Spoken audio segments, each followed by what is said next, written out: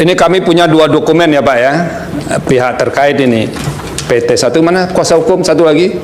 Kalau saya Pak. Dulu Pak, saya ini tamat SMA-nya tahun 88 ya. Itu masih menggunakan surat tanda tamat belajar. Nah, STTB Pak. Nah, apa bedanya dengan ijazah itu Pak? Sama saja Pak. Sama ya? Mungkin dulu STTB, tapi dianalogikan sama dengan ijazah. Sekarang masih dipakai STTB atau ijazah Pak? Ijazah, biasanya ijazah. Nah, saya minta Bapak ke depan sekarang Pak. Ya.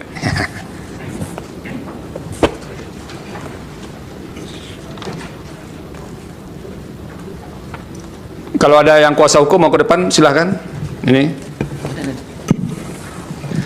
Ini kami punya dua dokumen ya Pak ya, pihak terkait ini. PT satu mana kuasa hukum satu lagi? Ini pihak terkait menyerahkan ini. Ini dua-duanya sama-sama pakai label Kementerian Pendidikan dan Kebudayaan Republik Indonesia. Bapak lihat ya Pak ya, Pak Aryo. Apa memang begini, terlepas dari soal model apa ya, ini kan ada lagi soal lain ini, ininya tidak sesuai. Apakah memang begini cara model ijazahnya yang diterbitkan? Iya, biasanya ditulis tangan. Untuk tulis ijazah. Tangan, oke. Saya masih tulis tangan juga dulu Pak. Iya, saat ini masih. Ya. Begini ya, di belakangnya ada nilai seperti ini. Iya.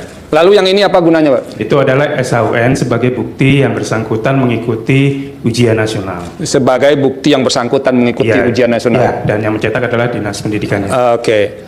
Apa Bapak bisa mengenal nggak model ininya memang sama semua? Sepertinya sama Pak. Sepertinya sama. Ya, kalau kami mau mengecek kebenaran siapa yang bisa valid menyatakan sama atau tidaknya? Bisa Dinas Pendidikan bisa. Siapa Pak?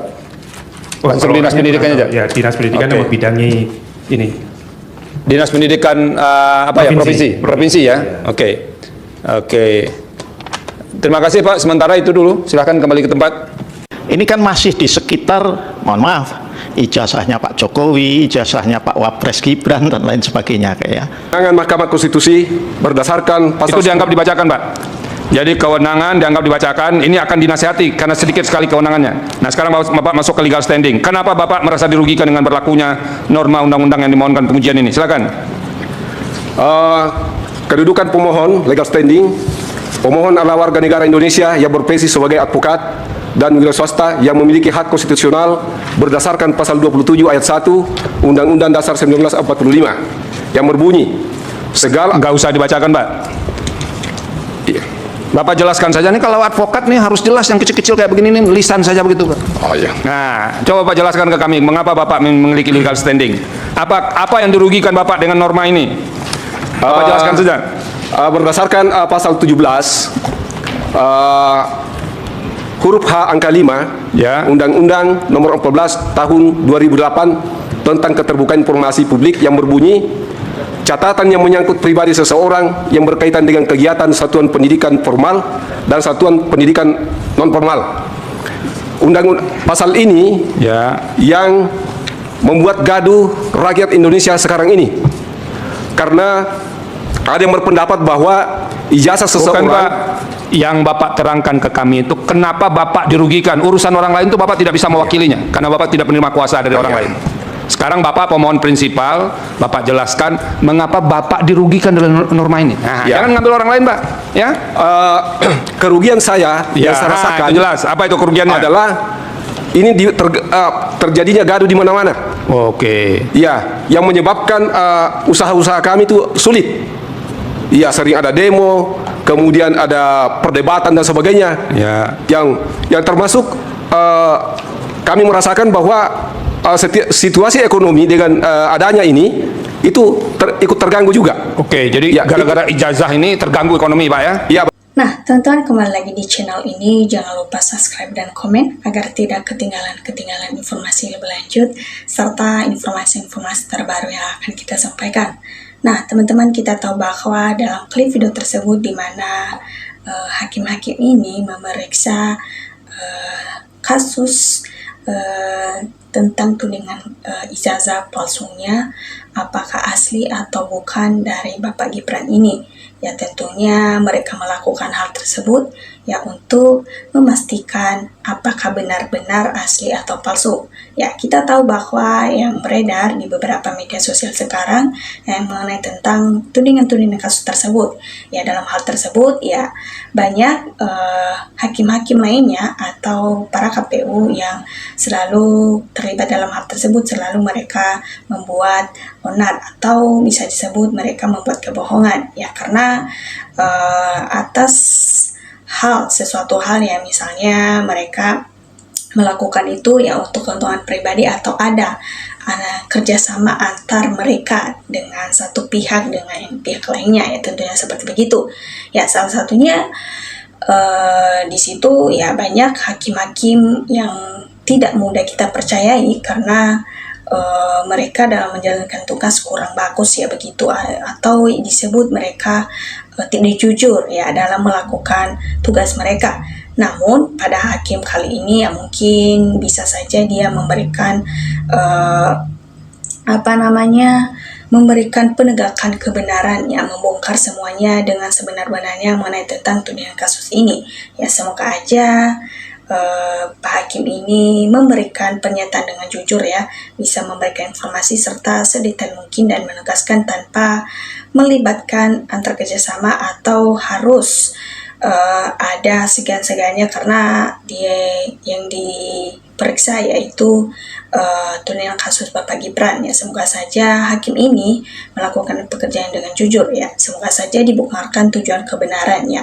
Semoga saja mereka juga tidak menutupi akan hal tudingan-tudingan kasus ini karena kita sebagai masyarakat Indonesia ya tentunya mau kalau tudingan kasus ini kita bisa mengetahui sedetail mungkin ya. Kita juga bisa melihat karena kita sebagai masyarakat Indonesia ya tentunya pemimpin kita harus ketahui sedetail mungkin dari segi apapun itu ya, itu adalah hak kita untuk mengetahui ya. Tentunya pemimpin kita ya harusnya bisa berpikir kritis dalam situasi-situasi politik di negara kita ini ya.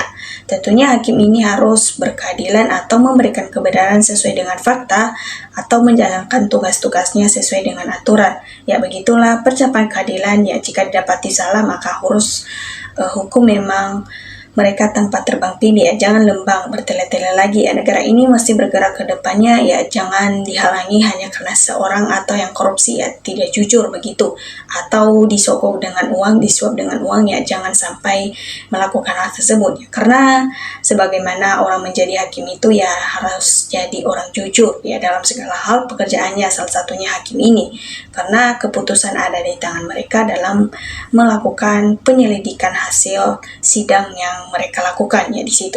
Keadilan itu miliknya Tuhan untuk rakyat negara ini, bukan milik si Joko keluarganya pada para ternaknya, karena pada dasarnya seakan-akan yang menguasai negara kita ya bisa dibilang sebagian besar juga masih Bapak Jokowi, atau dia masih ikut-ikut campur dalam menangani situasi-situasi politik di negara kita. Misalnya dalam permasalahan apapun itu selalu terlibat dengan dirinya. Nah, ini yang tidak disukai oleh para masyarakat. Karena kenapa? Karena seakan-akan dia masih belum bisa dibilang dia masih mau mengurus negara kita, padahal dia sudah menjadi mantan presiden kita. Nah, inilah yang harus kita rundingkan ya dalam hal tersebut ya. Kalau memang kamu sudah tidak lagi menjadi pemimpin atau sudah pensiun ya otomatis jangan ikut campur dalam hal masalah di negara ya begitu ya. Apalagi kan udah ada anaknya ya, seakan-akan ya mereka menguasai gitu ya. Tolong Pak Presiden Prabowo yang harusnya bisa menegakkan hukum ini ya biar rakyat makmur, karena kalau tidak makmur ya otomatis masyarakat yang tidak suka dengan hal-hal pemimpin seperti begitu yang mengabaikan masyarakat ya begitu. Karena bangsa Indonesia ini ya sudah banyak dipermalukan ya oleh Bapak Jokowi ini. Negara kita tidak pantas disebut negara hukum.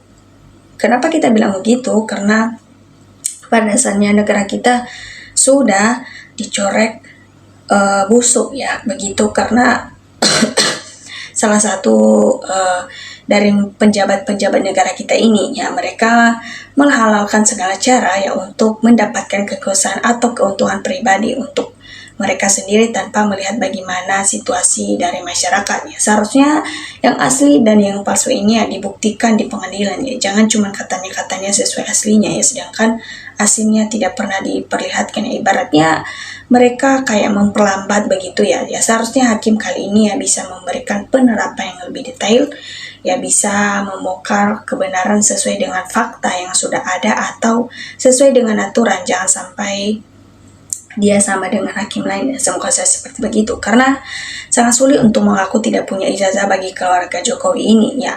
Malu juga karena membuat krisu ya, so hebat ya, karena tidak jujur dan tidak mengaku salah. Apalagi dalam hal tunai kasusnya ini memang benar-benar mereka menegaskan, tapi tidak ada tindakan untuk memperlihatkan itu asli atau tidak ya. Kita juga jangan berharap kemampuan ini karena masih belum ada kejelasan yang pasti begitu. Nah teman-teman, demikian dari video ini. Dukung terus channel ini, jangan lupa berikan tanggapan di kolom komentar. Tanggapan teman-teman sangat berarti supaya kita bisa saling bertukar pikir dalam menyikapi situasi-situasi politik di negara kita ini. Terima kasih teman-teman.